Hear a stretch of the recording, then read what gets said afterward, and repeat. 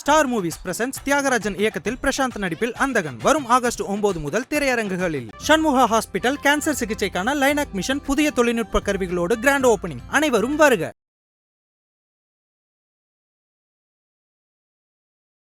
தமிழக பாஜக தலைவர் அண்ணாமலை மாற்றப்படுவார் அப்படிங்கிற செய்திகள் அதிகமாக வந்துட்டு இருக்கு.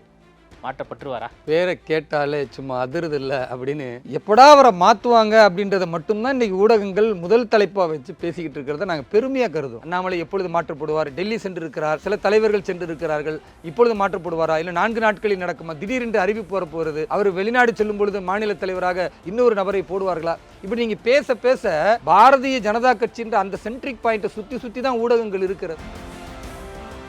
ஊடகங்கள்ல செய்தி வரும், பத்திரிகையாளர் இது மாதிரி பேசுவாங்க. அண்ணாமலை சென்ட்ரிக்கு நீங்க சொல்லுவீங்க, ஜெயிக்க முடிஞ்சதா? ஒண்ணுமே ஜெயிக்க முடியல. 40 இடங்கள்ல நம்ம கூட்டணியா போட்டிட்டு கலைஞர் கருணாநிதி அவர்கள் மிகப்பெரிய ஆளுமைன்னு நீங்க சொல்றீங்க. 2026 இப்படிதான் நடக்கும். கலைஞர் கருணாநிதி அவர்கள் மிகப்பெரிய ஆளுமைன்னு சொல்லியிருக்கிறீங்களா இல்லையா? 2 பாராளுமன்ற தொகுதிகளில் அதிமுகவை பின்னுக்கு தள்ளி 2வது இடத்தை பெற்றிருக்கிறது என்றால் இதெல்லாம் திரு அண்ணாமலை அவர்களுடைய தலைமையில் பாரதிய ஜனதா கட்சி நிகழ்த்திய சாதனை.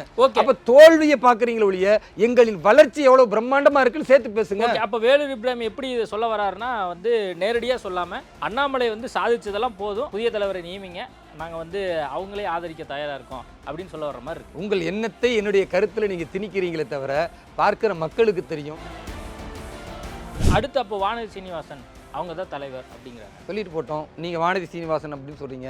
இன்னொரு பேட்டியில ஒருத்தவங்க சொன்னாங்க நயினார் நாகேந்திரன் தலைவராக இருப்பார், டெல்லியில இருக்காரு. அதனால ரொம்ப தெளிவா இருக்கும் சார். எங்களுக்கு அண்ணாமலைன்னு இல்லாம அந்த இடத்துல வேறு எந்த நபரை பொருத்தினாலும் வேலூர் பாஜக வளரும். இல்ல வேலூர் இப்ராஹிம் தயாராயிட்டாரு. அண்ணாமலை இல்லாட்டியும் நம்ம அடுத்த தலைவர் வந்தாலும் நம்ம ஆதரிச்சு அடுத்து கட்சியை வளர்க்கணும் அப்படின்னு சொல்லி தயாராயிட்டாரு. கட்சிக்கு வரலங்க வேலூர் இப்ராஹிம் இல்ல. திரும்பவும் நீங்க புரிஞ்சுக்கணும், நான் அண்ணாமலை அவர்களை நம்பி கட்சிக்கு வரல. அண்ணாமலை தொடருவாரா தொடர மாட்டாரா? ஏதாவது ஒரு ஸ்கூப் கொடுங்க. எதுவுமே சொல்ல மாட்டீங்க. என்னுடைய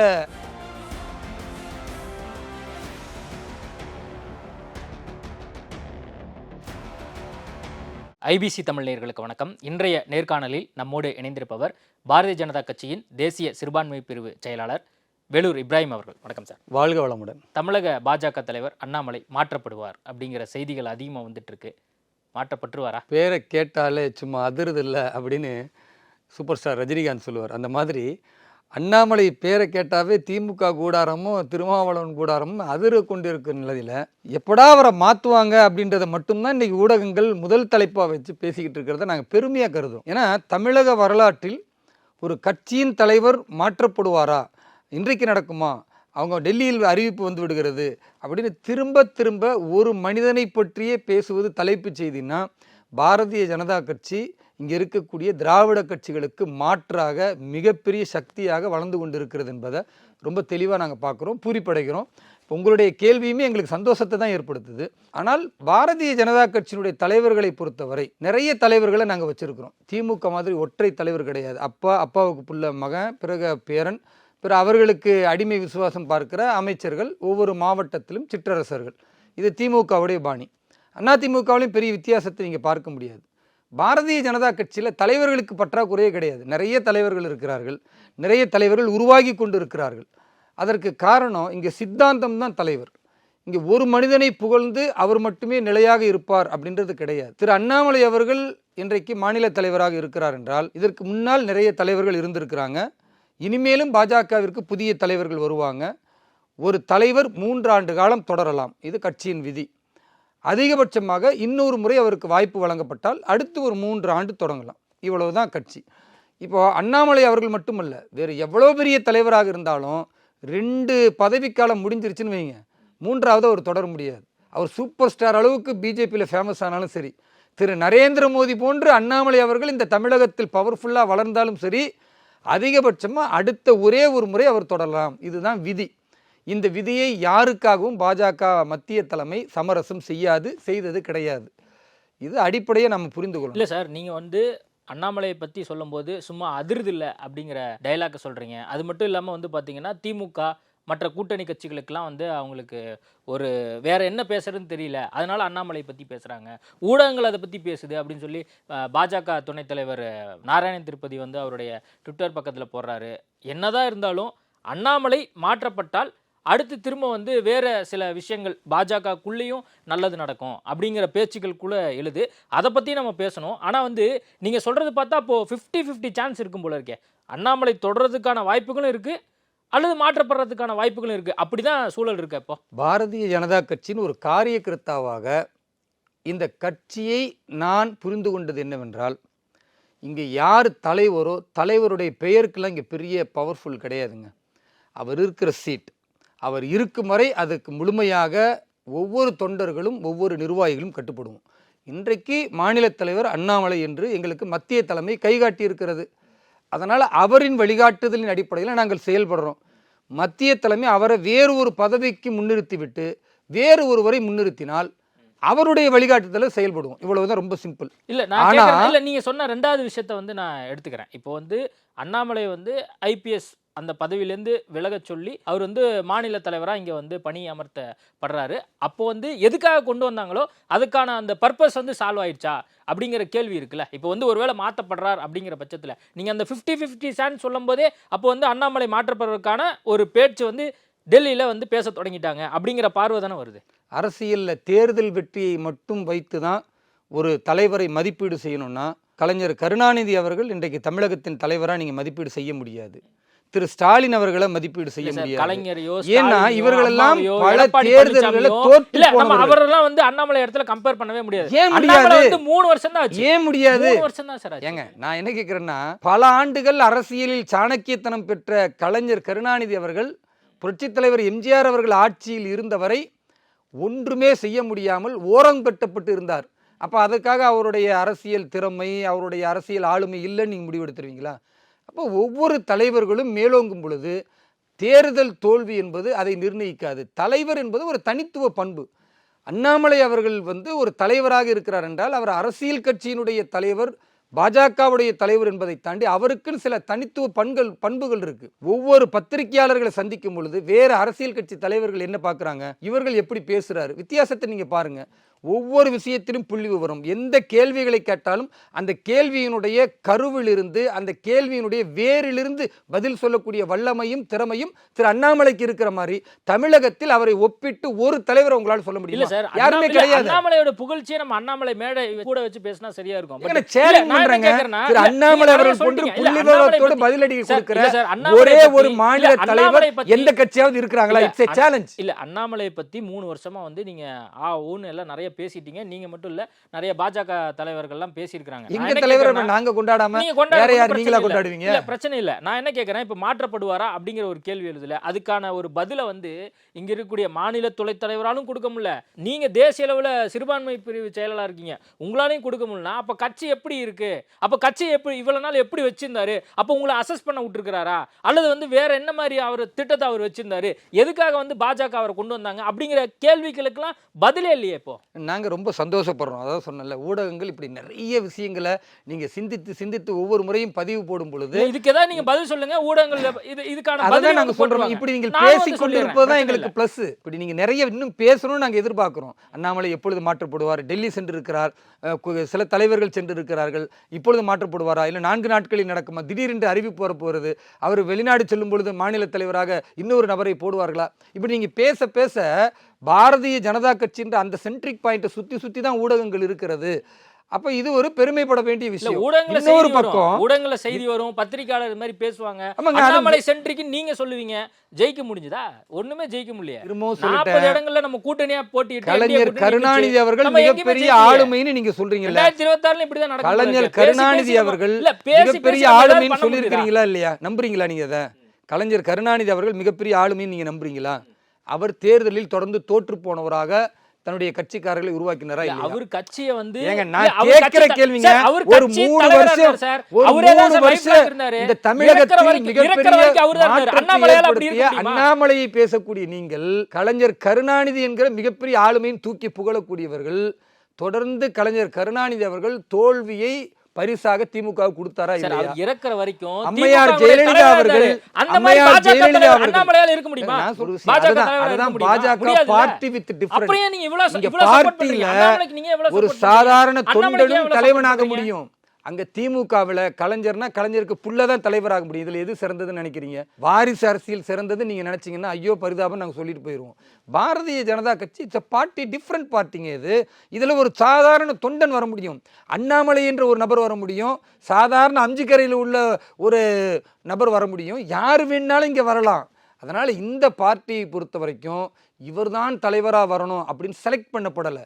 யார் சிறப்பாக வேலை செய்கிறார்களோ அவர்கள் மத்திய தலைமையால் செலக்ட் செய்யப்படுவார்கள். எச் ராஜா சிறப்பாக செயல்படல, நயினார் நாகேந்திரன் சிறப்பாக செயல்படல, வான சீனிவாசன் சிறப்பாக செயல்படல, அவங்களெல்லாம் விடவா அண்ணாமலை சூப்பராக செயல்படுறாரு. மாநில தலைவர்னு ஒரு சீட் இருக்கிறதுனால மற்றவர்கள் சரியா வேலை செய்யலன்னு நீங்க சொல்ல முடியாது. அப்படி பார்த்தீங்கன்னா திரு அண்ணாமலை அவர்களுக்கு முன்னால டாக்டர் எல் முருகன் வந்தாரு. அப்பவும் நீங்க சொன்ன பேர்கள்லாம் இருந்தாங்க. அவருக்கு பொறுப்பு நான் கேட்கறதுக்கு என்னங்க, நான் கேட்பது என்னன்னா, டாக்டர் எல் முருகன் அவர்கள் மாநில தலைவராக பிஜேபியில் வரும் பொழுது அவர் மத்திய இணையமைச்சராக இருந்தாரா? கிடையாது. ஆனால் அவரை தேர்ந்தெடுக்கும் பொழுது இப்ப நீங்க சொன்ன பேர்லாம் இருந்தாங்கல்ல, வானதி சீனிவாசன் அவர்கள் இருந்தாங்க, எச் ராஜா அவர்கள் இருந்தாங்களா இல்லையா? சொல்றேன், பாஜகவினுடைய சிறுபான்மை பிரிவுல அவர் பொறுப்புல இருந்தார் எல் முருகன். உங்க தகவலுக்காக சொல்றேன். கண்டிப்பா பாஜகவுடைய தேசிய சிறுபான்மை பிரிவு கிடையாது, தேசிய சொல்லல, மாநில லெவல்ல எஸ்சி எஸ்டி பிரிவினுடைய தலைவரா இருந்தாரு. ஒரு எல் முருகனுடைய அந்த கொஞ்சம் கொஞ்சமா தானே வந்திருக்காரு. அண்ணாமலை டைரக்டா நியமனம் பண்ணி எல்லாம் வந்திருக்காரு. நான் என்ன கேட்கறேன்னா, இப்ப நீங்க கம்பேர் பண்றீங்கல்ல, நீங்க அண்ணாமலை அவர்களை எச் ராஜா அவர்களோட கம்பேர் பண்றீங்க, வானதி அக்காவோட நீங்க கம்பேர் பண்றீங்க. நான் கேட்கிற கேள்வி என்னன்னா, திரு எல் முருகன் அவர்களையும் இப்படி கம்பேர் பண்ணி தானே ஆரம்பத்தில் பேசினாங்க. ஒரு எல் முருகனை தேர்ந்தெடுக்கிறீர்கள், ஏன் வானதி இந்த கட்சிக்காக உழைத்தவர்கள் இல்லையா? எச் ராஜா அவர்கள் உழைத்தவர்கள் இல்லையா? மூத்த தலைவர்கள் இல்லையா? அப்படின்லாம் இதே ஊடகம் கேட்டது. எங்களுடைய பாஜக மத்திய தலைமை யாரை தலைவராக தேர்ந்தெடுக்கிறார்களோ அதற்கு பின்னால் நிறைய ஆய்வுகள் செய்து இங்குள்ள தலைவர்களுடைய பல்வேறு கருத்துக்களை கேட்டு தான் தேர்ந்தெடுப்பாங்க. அதனால் எப்படி டாக்டர் எல் முருகன் அவர்கள் தேர்ந்தெடுக்கப்பட்டார்களோ, எப்படி அக்கா தமிழிசை சவுந்தரராஜன் அவர்கள் தேர்ந்தெடுக்கப்பட்டார்களோ, எப்படி சிபி ராதாகிருஷ்ணன் அவர்கள் தேர்ந்தெடுக்கப்பட்டார்களோ, அதே போன்று இங்குள்ள சூழலை கருதி சரியான முடிவெடுத்து மத்திய தலைமை எங்களுடைய மாநில தலைவராக திரு அண்ணாமலை அவர்களை அறிவித்த பிறகு பாரதிய ஜனதா கட்சி மிகப்பெரிய வெற்றி ஈட்டியிருக்கிறது. கோயம்புத்தூர்ல பாரதிய ஜனதா கட்சியினுடைய வரலாற்றில் 4 லட்சம் வாக்குகளை தாண்டி பெற்ற ஒரு வேட்பாளரும் கிடையாது. த ஃபர்ஸ்ட் டைம் ஹாட்ரிக்ன்ற மாதிரி சொல்லுவாங்க. அந்த மாதிரி ஒரு மிகப்பெரிய சாதனையை திரு அண்ணாமலை நிகழ்த்தி இருக்கிறார். 3 சட்டமன்ற தொகுதியில் அந்த கோவை பாராளுமன்றத்தில் டெபாசிட் அதிமுக இழந்திருக்குன்னா இதை விட என்ன சாதனையை நீங்கள் நிகழ்த்தணும்? 112 சட்டமன்றத்தில் பாரதிய ஜனதா கட்சி 2வது இடத்தை பெற்றிருக்கிறது. 12 பாராளுமன்ற தொகுதிகளில் அதிமுகவை பின்னுக்கு தள்ளி 2வது இடத்தை பெற்றிருக்கிறது என்றால் இதெல்லாம் திரு அண்ணாமலை அவர்களுடைய தலைமையில் பாரதிய ஜனதா கட்சி நிகழ்த்திய சாதனை. அப்ப தோல்வியை பார்க்கறீங்களா ஒழிய எங்களின் வளர்ச்சி எவ்வளவு பிரம்மாண்டமா இருக்குன்னு சேர்த்து பேசுங்க. அப்ப வேலூர் இப்ராஹிம் எப்படி சொல்ல வராருன்னா நேரடியா சொல்லாம அண்ணாமலை சாதிச்சதெல்லாம் போதும், புதிய தலைவரை நியமிங்க, நாங்க அவங்களே ஆதரிக்க தயாரா இருக்கோம் அப்படின்னு சொல்ல வர்ற மாதிரி இருக்கு. உங்கள் எண்ணத்தை என்னுடைய கருத்துல நீங்க திணிக்கிறீங்களே தவிர பார்க்கிற மக்களுக்கு தெரியும். வேலூர் இப்ராஹிமை பொறுத்த வரைக்கும் இன்றைக்கு அண்ணாமலை அவர்கள் தலைவர் என்றால் அவருக்கு கட்டுப்பட்டு தமிழகத்தில் நான் பணி செய்வேன். ஒரு தேசிய பொறுப்புன்றனால் தேசம் முழுக்க அந்தந்த மாநில தலைவர்கள் என்ன கருத்து ஒப்பு வைத்திருக்காங்களோ அந்த அடிப்படையில் நாங்கள் பணி செய்வோம். நாளை அண்ணாமலை தலைவர் இல்லை, வேறு ஒருவரை தலைவராக நியமிக்கிறோம் என்று சொன்னால் எனக்கு வித்தியாசமும் கிடையாது. அங்கே அண்ணாமலை இருந்தாலும் அதுதான், அங்கே வேறு எந்த நபர் இருந்தாலும் அந்த சீட்டுக்கு நாங்கள் கொடுக்கிற மரியாதையை கொடுப்போம், கட்டுப்படுவோம், தொடர்ந்து தேசப்பணியை செய்வோம். அது அடுத்து அப்போ வானதி சீனிவாசன் அவங்க தான் தலைவர் அப்படிங்கிறாங்க. சொல்லிட்டு போட்டோம். நீங்கள் வானதி சீனிவாசன் அப்படின்னு சொல்றீங்க. இன்னொரு பேட்டியில் ஒருத்தவங்க சொன்னாங்க நயினார் நாகேந்திரன் தலைவராக இருப்பார், டெல்லியில் இருக்காரு. அதனால ஆமாம். இன்னொருத்தர் என்ன சொன்னாங்கன்னா கேடிஆர் அவர்கள் டெல்லியில் தான் இருக்கிறாரு, அதனால் அவரை தலைவராக நியமிப்பாங்களான்னு. அதான் நான் திரும்ப சொல்கிறேன், ஊடகங்கள் இப்படி நிறைய யூகம் பண்ணி நிறைய பேசுங்க.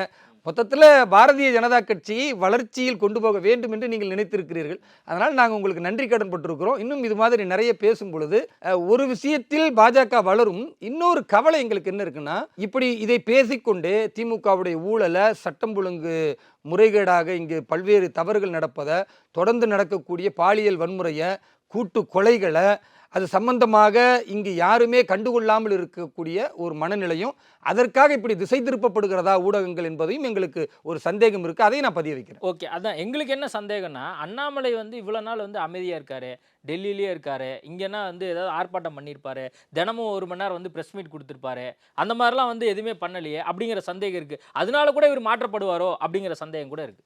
சார் நாங்கள் ரொம்ப தெளிவாக இருக்கோம் சார். எங்களுக்கு அண்ணாமலைன்னு இல்லாமல் அந்த இடத்துல வேறு எந்த நபரை அப்போ பொருத்தினாலும் வந்து வேலூர் இப்ராஹிம் பாஜக தயாராயிட்டாரு. வளரும். இல்ல வேலூர் இப்ராஹிம் தயாராயிட்டாரு. அண்ணாமலை இல்லாட்டியும் நம்ம அடுத்த தலைவர் வந்தாலும் நம்ம வந்து ஆதரிச்சு அடுத்து கட்சியை வளர்க்கணும் அப்படின்னு சொல்லி தயாராயிட்டாரு. கண்டிப்பாங்க. எங்களுக்கு நான் திரும்பவும் அப்ப சொல்றேன். அண்ணாமலை நம்பி இல்ல, வேலூர் நான் இப்ராஹிம் இல்ல. அண்ணாமலையை நம்பி அண்ணாமலை கட்சிக்கு நம்பி வரலங்க. வேலூர் இப்ராஹிம் இல்ல. திரும்பவும் நீங்க புரிஞ்சுக்கணும். நான் அண்ணாமலை அவர்களை நம்பி கட்சிக்கு வரல. இதுக்கு முன்னால் இருந்த டாக்டர் எல் முருகன் அவர்களை நம்பி கட்சிக்கு வரல. அதற்கு முன்னால் இருந்த அம்மையார் தமிழிசை சவுந்தரராஜன் அவர்களை நம்பி கட்சிக்கு வரல. ஹிந்துத்துவா என்ற சித்தாந்தம் எனக்கு பிடிச்சிருந்துச்சு. இந்த சித்தாந்தம், இந்த பண்பாடு, கலாச்சாரம் 20 கோடி மக்களுக்கு தப்பாக புரிய வைக்கப்பட்டிருக்கிறது. அதனால இங்க மிகப்பெரிய பிளவு இந்துக்களுக்கும் இஸ்லாமியர்கள் மத்தியிலும் இருக்கிறது. இதுக்கு ஒரு பாலமா ஒரு நபர் தேவை. ஒரு சித்தாந்த புரிதலோடு எந்த தியாகத்தையும் செய்து இந்த தேசத்தை வளர்ச்சிக்கு கொண்டு போறதுல 20 கோடி இஸ்லாமியர்கள் பங்களிப்பு வேணும்னா புரிதல் தேவை. அந்த புரிதலுக்கு ஒரு நபராக நான் முன்னின்று பாரதிய ஜனதா கட்சியில் இணைந்து பணியாற்றுகிறேனே தவிர, அங்கே அண்ணாமலை அவர்கள் தலைவராக இருந்தாலும், வானதி அம்மாவா வந்தாலும், நயினார் நாகேந்திரன் அவர்கள் வந்தாலும், யாரு வந்தாலும் எனக்கு என்ன செயல் திட்டமோ இந்த செயல் திட்டத்தை கொண்டு போவதற்கு ஒரு கருவி தேவைப்படுகிறது. அதற்கு நான் பாஜகவை பயன்படுத்துகிறேன். இதை விட என்ன சொல்லணும்? அதனால நான் யார் தலைவர் என்று பார்த்து அதற்கு ஏற்ப நான் வந்து பணி செய்வதில்லை. என்னுடைய சித்தாந்தத்தை சமூக மக்களுக்கு மத்தியில், குறிப்பாக இஸ்லாமிய கிறிஸ்துவ மக்களுக்கு மத்தியில் புரிதலை கொண்டு போவதற்கு என்னுடைய பணிக்கு பாஜக உதவுகிறது.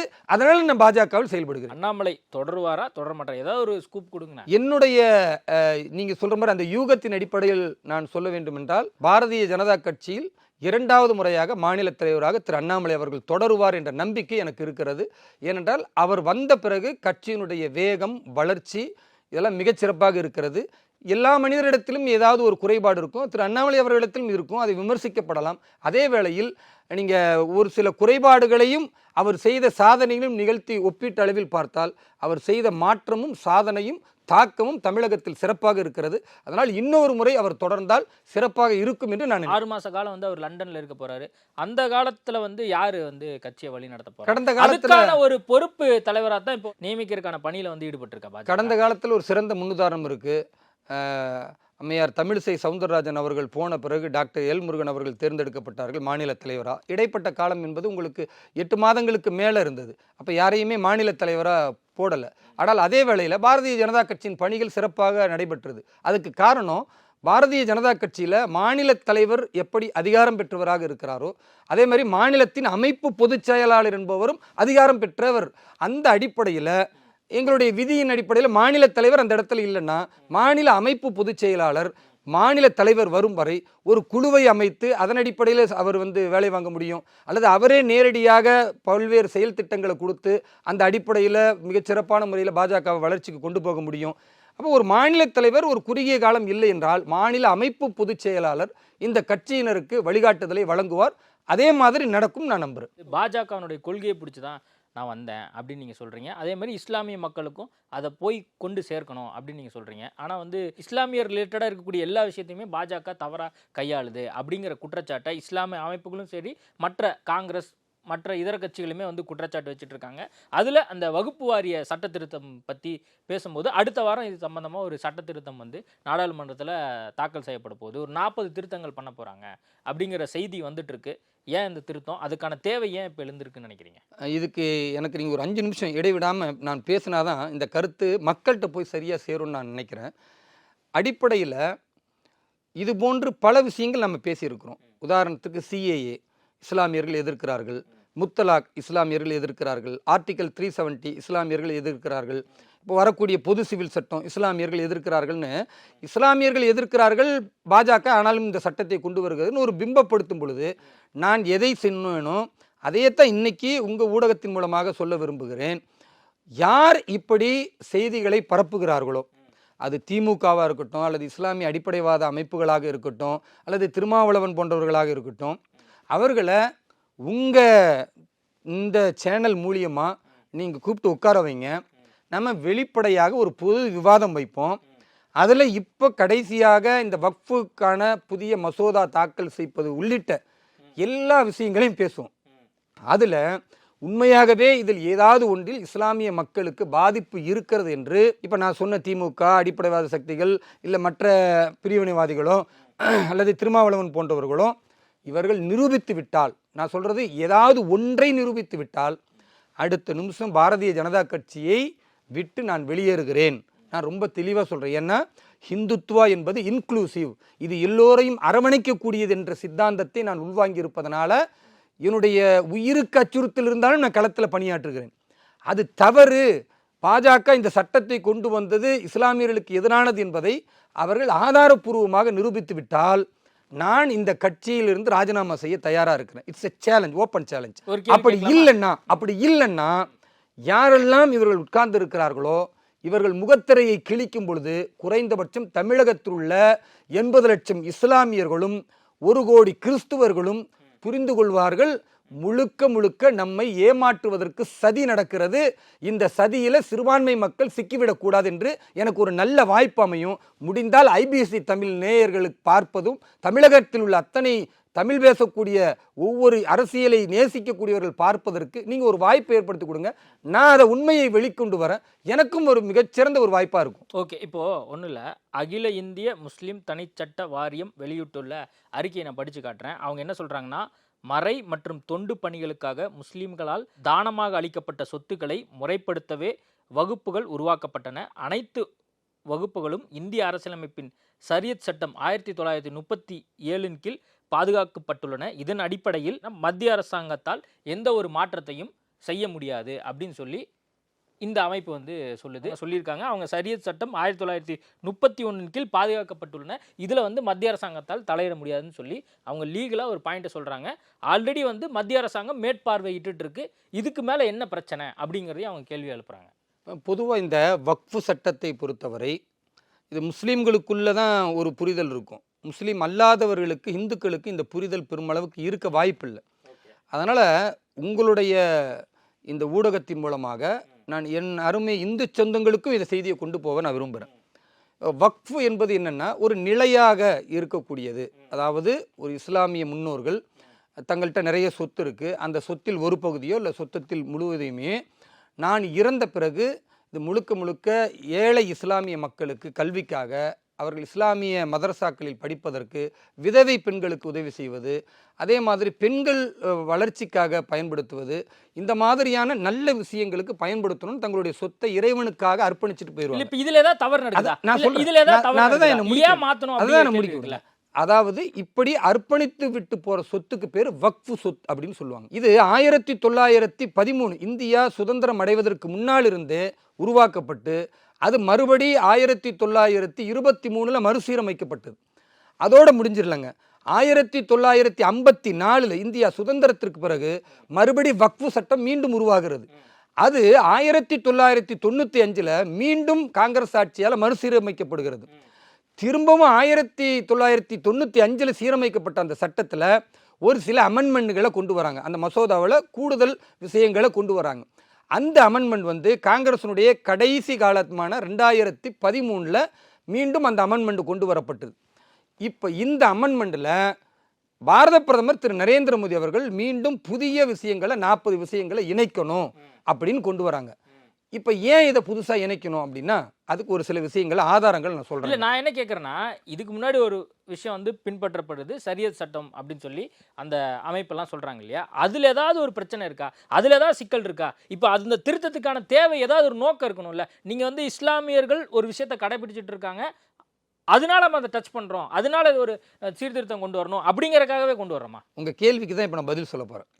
இப்போது காங்கிரஸ் ஆட்சியில் எப்படி புதிய மசோதாக்களை கொண்டு வந்தார்களோ, 2013 எப்படி அதை வந்து இன்னும் சீர்படுத்த வேண்டும் என்று நினைத்தார்களோ, அதை இன்னும் சீர்படுத்த வேண்டும் என்று பாஜக விரும்புகிறது, மத்திய தலைமை விரும்புகிறது, என்டிஏ கூட்டணி விரும்புகிறது. அதனால நிச்சயமாக விரும்புகிறேன். அதற்கு காரணம் விரும்புகிறேன். வந்து மத்திய அமைச்சகம் சார்பாக யாராவது பேசுறாங்களா? நானும் கருத்து சொல்லியிருக்கிறேங்க. ரொம்ப தெளிவாக இதில் மசோதாவில் என்னெல்லாம் இருக்குன்றது சொல்கிறேன். அதுக்கு முன்னால் இந்த மசோதா வேண்டான்னு சொல்கிறாங்கல்ல, அவர்களுடைய கருத்தை நான் இந்த இடத்துல பேச விரும்புகிறேன். அகிலேஷ் யாதவ் பேசுகிறார், சமாஜ்வாதி கட்சி. அவர் என்ன சொல்கிறாருன்னா, இந்த வக்ஃபு சட்டத்தை வந்து இவர்கள் புதிய மசோதா கொண்டு வந்தால் அது இந்துக்களுக்கும் இஸ்லாமியர்களுக்கும் மத்தியிலான பிரச்சனையாக ஆரம்பமாகும். இல்லை சார், அகிலேஷ் யாதவ் சொல்கிறத விட்டுருவோம் சார். அவர் சொன்னது ஏங்க, எல்லாம் நீங்க இருக்கு சார். என்ன இல்ல, நான் கேட்டீங்க? என்ன இதுல கேக்குறேன்னா, இஸ்லாமியர்களுக்கு இதுக்கு பாதிப்பு முன்னாடி இருக்கா? இதுக்கு முன்னாடி ஒரு விஷயம் வந்து பின்பற்றப்படுது, அதுல ஏதாவது சிக்கல் இருக்கா? அததாங்க, அதை பத்தி அதுக்கு தான் பதில் பேசுங்க. சொல்ல அதை பத்தி விரும்புறேன். பேசுங்க. அததான் பதில் சொல்ல விரும்புறேன். ஒரு விஷயத்தை தெரியணும்னா இதை எப்படியெல்லாம் ப்ரொபகண்டா பண்றாங்க தப்பா அப்படின்றத நீங்க புரியணும், பிளஸ் மக்கள் புரியணும். அப்போ அகிலேஷ் யாதவ் என்ன சொல்றாருன்னா, இஸ்லாமியர்களுக்கும் இந்துக்களுக்கும் இதனால பிரச்சனை உருவாகும் அப்படின்னு. ஒவைசி என்ன சொல்றாருன்னா, இஸ்லாமியர்களை குறிவைத்து தாக்குதல் நடத்தப்படுகிறது, அவர்கள் உரிமைகள் பறிக்கப்படுகிறது அப்படின்னு. இப்ப நீங்க சொன்ன அகில இந்திய முஸ்லிம் தனியார் சட்ட வாரியம் என்ன சொல்றாங்கன்னா, எங்களுக்குள்ள தனிச்சட்டங்களை இவர்கள் வந்து தலையிடுகிறார்கள், அதை வந்து இவர்கள் துஷ்பிரயோகம் பண்ண நினைக்கிறார்கள் அப்படின்னு இவங்க சொல்றாங்க. இதெல்லாம் உண்மையா அப்படின்னு பார்த்தீங்கன்னா, நான் சொல்றத மனசாட்சியோடு இருக்கக்கூடிய ஒவ்வொருவரும் நெஞ்சில கை வைத்து அவர்களே ஆலோசித்துக் கொள்ளட்டும். முதலாவது இந்த சட்டம் என்ன சொல்லுதுன்னா, இந்தியா முழுக்க பாதுகாப்புத்துறை, ரயில்வே துறைக்கு அடுத்ததாக வக்ஃபு சொத்துக்கள் தான் அதிகமாக இருக்கிறது. 9,50,000 ஏக்கர் நிலப்பரப்பு கொண்ட சொத்துக்கள் வக்ஃபு சொத்துக்களாக கண்டறியப்பட்டிருக்கிறது. இது இன்றைய மதிப்புல 8,50,000 கோடி ரூபாய் மதிப்புல உள்ள சொத்து. இவ்வளோ பெரிய சொத்துக்கு இன்றைக்கு வக்ஃபு வருமானம் எவ்வளவு தெரியுமா? 200 கோடி. நீங்க நல்லா யோசிக்கணும். 8,50,000 கோடி விலை மதிப்புள்ள சொத்துக்களிலிருந்து 200 கோடி தான் வருதுன்னா, இது 0.0001%னா, அப்ப இந்த லாபம் எங்கே போகிறது? இதை யார் கொள்ளையடிக்கிறா அப்படின்னா, இதை நான் சொல்ல தேவையில்லை. இன்றைக்கு தமிழகத்தில் இருக்கிற ஜவாஹிருல்லாவிலிருந்து, எஸ்டிபிஐ கட்சியிலிருந்து நீங்க யூடியூப்ல போய் சர்ச் பண்ணுங்க, வக்ஃபுக்கு எதிராக போராட்டம், வக்ஃப் போர்டு ஊழல் அப்படின்னு போட்டீங்கன்னா ஜவாஹிருல்லா வந்து பேசுவார். இல்ல, இந்த விஷயம் தொடர்பா இப்ப தலைவர்கள்லாம் மீட் பண்ண போறாங்க இல்லையா, அது தொடர்பா வந்து அந்த பொறுப்பையே வந்து ஜவஹர்லாட்டு தான் கொடுத்துருக்காங்க. அதை தான் சொல்றேங்க, திருடங்கையில சாவியை கொடுக்குற மாதிரி. நான் ஆதாரம் தான் சொல்றேன்ல. இப்போ நீங்க இந்த பேட்டி முடிஞ்சதுமே யூடியூப்ல போய் வக்ஃபு போர்டுனுடைய ஊழலுக்கு எதிரான போராட்டம் போனா ஜவாஹிருல்லா வந்து பேசுவார். வக்ஃப் போர்டுல தீமைகள் நடக்கிறது, சொத்துக்கள் பறிபோகிறது, அநியாயமாக வந்து எல்லாரும் பட்டா போட்டு கொடுத்துட்றாங்க அப்படின்னு. இது காரணம் என்னன்னா, இன்றைக்கு வக்ஃபு சொத்துக்களை அதிகமாக தமிழகத்தில் கொள்ளையடிச்சு வச்சிருக்கிறது திமுக காரர்களும் காங்கிரஸ்காரர்களும். இந்த மாதிரி ஒவ்வொரு மாநிலத்திலும் இஸ்லாமியருடைய சொத்துக்களை இவர்கள் ஆக்கிரமித்து வைத்துக்கொண்டு, உதாரணத்திற்கு ஒரு 10 லட்சம் ரூபாய் வாடகை இன்னைக்கு கொடுக்கணுன்ற ஒரு இடம் இருக்குன்னு வச்சுங்க, ஒரு ஏக்கர் மெயினான இடத்துல இருக்குன்னா அதுக்கு இவங்க 25 ரூபா கொடுப்பாங்க. அந்த 25 ரூபா யார் கொடுப்பான்? திமுகவுடைய கட்சியில் உள்ளவர் கொடுப்பாரு. 10 லட்சம் ரூபா கொடுக்குற வாடகைக்கு 25 ரூபா. சரி, எப்படி இவர் கொடுத்தார்? இவருக்கு யார் எழுதி கொடுத்தா? வக்ஃபு போர்டில் யார் சேர்மன் இருக்கிறாரோ அந்த சேர்மன் அதை அலாட் பண்ணியிருப்பார் அந்த திமுக காரருக்கு. ஏன் இவர் அலாட் பண்ணாரு அப்படின்னா, இருங்க சொல்ல வரேன் எப்படி ஊழல் நடந்திருக்குன்னு. எப்படி அலாட் பண்ணாருன்னு பார்த்தா, இந்த வக்ஃபு போர்டு சேர்மன் இருக்கிறார்கள் இஸ்லாமியர், இவர் அந்த போர்டுக்கு தலைவராக போட்டது யாரு? திமுகவுடைய தலைவர் திரு ஸ்டாலின் முதலமைச்சரான பிறகு போடுறாரு. அப்போ அப்துல் ரஹ்மான் ஒருத்தரை வக்ஃபு போர்டுக்கு தலைவராக போடுறாரு. அவர் திமுக காரர்களுக்கு நிலத்தை கொடுக்கிறார் என்றால், இந்த நிலத்தை அற்ப விலைக்கு 10 லட்சம் ரூபா போறத 25 ரூபா கொடுக்குறான்னா, இந்த மூதாதையர்கள் எதுக்கு கொடுத்தாங்க? ஏழை மக்கள் பயன்படணும்னு. அந்த ஏழை மக்களுக்கான பயன்பாடு இல்ல. ஒன்று திமுகவுடைய அரசியல்வாதிகள், இன்னொன்று வக்ஃப் போர்டுடைய சேர்மன், வக்ஃப் போர்டில் இருக்கிற அந்த உறுப்பினர்கள், இவர்கள் கொள்ளையடிக்கிறார்கள் என்றால், இதை சீரமைத்து இந்த நிலம் எவ்வளவு மதிப்பீடு, இந்த நிலத்திற்கு எவ்வளவு வாடகை தரணும் என்பதை வக்ஃப் கமிட்டி மட்டும் முடிவு செய்யக்கூடாது. அந்த மாவட்டத்தின் ஆட்சியர் சரியா கணக்கெடுத்து இவ்வளவு பெரிய லேண்டுக்கு இவ்வளவு மதிப்பீட்டில் நீங்க கொடுக்கணும், அதுதான் ஏழை மக்களுக்கு போய் சேரணும் என்று மசோதா வருவதில் இஸ்லாமிய ஏழை மக்கள் பயனடைவார்களா இல்லையா? நம்பர் 1. ரெண்டாவது, இந்த மசோதாவில் ஆண்கள் ஆதிக்கம் தான் இருக்கிறது. ஒவ்வொரு வக்ஃப் போர்டில் இந்தியா முழுக்க உள்ள 30 வக்ஃப் போர்டில் எல்லா இடங்களிலும், மாவட்டங்கள்ல, மாநிலங்கள்ல கண்டிப்பாக குறைந்தபட்சம் 2 இஸ்லாமிய பெண்கள் முன்னிறுத்தப்படணும் அப்படின்னு சொல்லி பெண்கள் முன்னேற்றத்திற்கு வாய்ப்பு வழங்குவதில் என்ன தவறு இருக்கிறதுன்னு நான் கேட்கிறேன். 2. மூன்றாவது, இந்த வக்ஃபு சொத்து என்பது ஒரு கட்டத்தில் பெரும்பான்மை இந்துக்கள் வசிக்கிற பகுதிகளில் இவர்கள் திடீர்னு இது வக்ஃபு சொத்துன்னு அறிவிச்சிடுறாங்க. அதனால என்ன ஆகுதுன்னா, இந்துக்களுடைய நிலம் பறிபோகிறது. உதாரணத்துக்கு நான் 2 இடம் சொல்றேன். கடலூர் மாவட்டம் சிதம்பரத்துல கான் சாஹிப் அப்படின்னு ஒருத்தருடைய இடம் இருக்குங்க. அவருடைய இடம் 300 ஏக்கர் இருக்கு. இந்த 300 ஏக்கரை என்ன பண்றாங்கன்னா, அவர் இறந்த பிறகு அவருடைய பிள்ளைகள் இந்து முஸ்லீம் எல்லாருக்கும் அவங்க விற்கிறாங்க, இடத்தை வித்துறாங்க. அது பட்டாவாகுது, சிட்டாவில் பதியப்படுகிறது, ரெவன்யூ மூலியமாக அது ஒருத்தர் இன்னொருத்தர் வாங்குறாங்க, விற்கிறாங்க. இப்படி பல ஆண்டுகள் இருந்ததை திடீர்னு வக்ஃப் போர்டு என்ன சொல்லுதுன்னா, இது எங்கள் நிலம் அப்படின்னு சொன்னதுமே, வக்ஃபில் ஒரு ஆபத்தான சட்டம் என்னன்னா, வக்ஃபு இது எங்கள் நிலம் சொல்லிட்டா அதை நீதிமன்றம் விசாரிக்க முடியாது, உச்ச நீதிமன்றம் தலையிட முடியாது. அந்த மாதிரி எத்தேச்சையான அதிகாரத்தை காங்கிரஸ் வந்து கொடுத்தது. அது எவ்வளவு பெரிய ஆபத்தா முடிஞ்சிச்சுன்னா, பெரும்பான்மை இந்துக்களுடைய நிலங்களை இவர்கள் சொல்லிட்டா அது இன்னைக்கு இல்லாம போய் தொடர்ந்து அவர்கள் போராட்டம். இன்னொரு உதாரணம் சொல்றேன். கும்பகோணத்திற்கு பதிலா திருச்செந்துறைன்னு ஒரு இடம் இருக்குங்க. 1500 ஆண்டுகால கோவில் அங்க இருக்கு. நான் நேரில் பார்த்துட்டு பேசிக்கிட்டு இருக்கேன். அங்க 1000 ஆண்டுகளுக்கான வழிபாட்டு இந்து மக்களுடைய வழிபாட்டு தலம் இருக்கு. ஆனா இன்றைக்கு திடீர்னு வந்து அது வக்ஃபுடைய நிலம் என்று சொன்னால், அப்ப இந்துக்களுக்கும் முஸ்லிம்களுக்கும் தேவையற்ற பிரச்சனையை ஏற்படுத்துவதற்கு இந்த வக்ஃப் போர்டு உதவுகிறது. அதற்கு காரணம் என்ன? இப்ப இதை தீர்வு கேட்கணும். எங்க போகணும்? நீதிமன்றத்துக்கு போகணும். போக முடியாது இந்த சட்டத்தின் அடிப்படையில். வக்ஃப் போர்டுக்கு போகணும், வக்ஃப் போர்டு சேர்மன் ஒத்துக்கணும், பிறகு வக்ஃப் போர்டுக்குன்னு ஒரு தனி கோர்ட் இருக்கும். அந்த கோர்ட் ஒத்துக்கணும்னா எந்த இந்துவாவது அல்ல இஸ்லாம் அல்லாத பிற மதத்தினர் என்ன பார்ப்பாங்க? அப்ப இது அநியாயம் இல்லையான்னு பார்ப்பாங்க. நாங்க என்ன சொல்றோம்னா, இது ஒரு ஜனநாயக நாடு. வக்ஃப் போர்டுக்கு என்ற சட்டங்கள் இருக்கட்டும். வக்ஃப் போர்டுடைய சொத்துக்கள் பாதுகாக்கப்பட வேண்டும் என்றால் அந்த கமிட்டி மட்டும் பாதுகாக்காம கூடுதலாக மாவட்ட ஆட்சியர் கண்காணிப்பில் இருக்கட்டும். எவ்வளவு சொத்துக்கள் யாருடைய பெயரில் யாருக்கு கொடுக்கப்பட்டது, அதை எப்படி பராமரிக்கிறீர்கள் என்பதை வக்ஃப் போர்டு மட்டும் வைத்துக் கொள்ளாமல் மாவட்ட ஆட்சியரும் அதை ஆய்வு செய்து முறையாக கம்ப்யூட்டரில் பதிவு செய்யட்டும். அந்த நிலமும் பாதுகாக்கப்படும். ரெண்டாவது, ஒரு நிலத்திற்கு எவ்வளவு இன்றைய தேதியில் வாடகை தர வேண்டுமோ அந்த வாடகையை கொடுத்தா 8 லட்சம் கோடி இன்றைக்கு வருமானம் வரும் என்றால் நீங்க யோசிச்சு பாருங்க. 20 கோடி இஸ்லாமியர்கள்ல எவ்வளவு ஏழை மக்கள் படிச்சு எவ்வளவு பெண்கள் முன்னேறுவாங்க. ரெண்டாவது, இது நன்மையா தீமையா? கடைசியா ஒன்று சொல்றேன். இதனுடைய மிகப்பெரிய நன்மை என்னன்னா, இந்த இந்துக்கள் பாதிக்கப்படக்கூடாது என்பது மிக முக்கியமாக பார்க்கப்படுகிறது. இஸ்லாமியருடைய சொத்தும் பாதுகாக்கப்பட வேண்டும் என்றால் ஒவ்வொரு மாவட்டத்தில் மாவட்ட ஆட்சியரும் நீதித்துறையினுடைய நீதிபதிகளும் அந்த சொத்துக்கள் உண்மையாகவே வக்ஃபு சொத்தா அல்லது அது இந்துக்களுக்கான சொத்தா? இந்துக்கள்லாம் வெறும் இந்துக்கள் இருக்க மாட்டாங்க, இஸ்லாமியரும் கலந்து தான் அந்த இடத்த வாங்கியிருப்பாங்க. அப்போ அது அவர்களுக்கான பரம்பரை சொத்துன்னா அதை அவர்களுக்கு கொடுக்கணும். உதாரணத்திற்கு திருச்செந்துறை மாதிரி அந்த இடத்துல 1500 ஆண்டுகால கோவில் இருக்கு. அதை நீங்க வக்ஃபு சொத்துன்னு சொன்னா அது எப்படி நியாயம்? அதனால் இந்த பிளவுகள் வரக்கூடாது. நீதியின் அடிப்படையில் முறையாக கணக்கிட்டு பதிவு செய்யப்பட்டு ஏழை இஸ்லாமியர்களுக்கு உரிய தொகை போகணும். அதே மாதிரி வக்ஃபு சொத்து அல்லாத சொத்துக்களை வக்ஃபு என்று நீங்கள் பதிவு செய்தால் பாதிக்கக்கூடிய மக்களுக்கு நீதி தர வேண்டும். இதுக்குத்தான் இந்த மசோதாவை தவிர இதுல இஸ்லாமிய நிலங்களை யாரும் பகிர்ந்து கொள்ளக்கூடல. பிஜேபி காரங்க எடுக்க போறதில்லை. இல்லை, இதுவரைக்கும் எந்த பிஜேபி காரர்களும் வக்ஃபு சொத்தை ஆக்கிரமித்து வைத்துக் கொள்ளல. இவ்வளவு தெளிவாக இருக்கும் பொழுது இதை ஒருவர் எதிர்க்கிறார்கள் என்றால் உண்மையாகவே அவர்கள் இஸ்லாமிய ஏழை மக்களுக்கு துரோகிகளாக எதிரிகளாகத்தான் இருக்க வேண்டும்.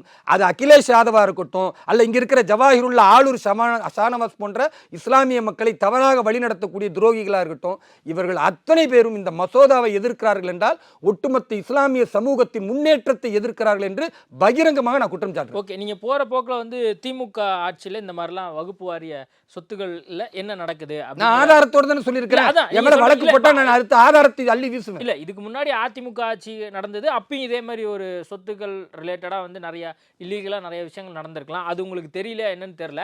அதிமுக காரர்களும் ஆக்கிரமித்திருக்கிறார்கள். நியாயமா இருக்கு. அதிமுக காரர்களும் ஆக்கிரமித்திருக்கிறார்கள். ஆனால் அதிக சொத்துக்களை இன்றைக்கு திமுகவினர் தான் ஆக்கிரமித்து வைத்துக் கொண்டிருக்கிறார்கள் என்பதை நான் தெளிவா சொல்றேன். இதுக்கு வழக்கு போட்டா நான் ஆதாரத்தோடு நிரூபிக்க நீதிமன்றத்தில் தயாரா இருக்கு. ஓகே, நான் நிறைய விஷயம் கொடுத்து பேசியிருக்கோம். நேர்காணல் கொடுத்ததுக்கு மிக்க நன்றி. நன்றி, வாழ்த்துக்கள். ஸ்டார் மூவிஸ் பிரசன்ஸ் தியாகராஜன் இயக்கத்தில் பிரசாந்த் நடிப்பில் அந்தகன் வரும் ஆகஸ்ட் 9 முதல் திரையரங்குகளில். சண்முகா ஹாஸ்பிட்டல் கேன்சர் சிகிச்சைக்கான லைனாக் மிஷன் புதிய தொழில்நுட்ப கருவிகளோடு கிராண்ட் ஓபனிங். அனைவரும் வருக.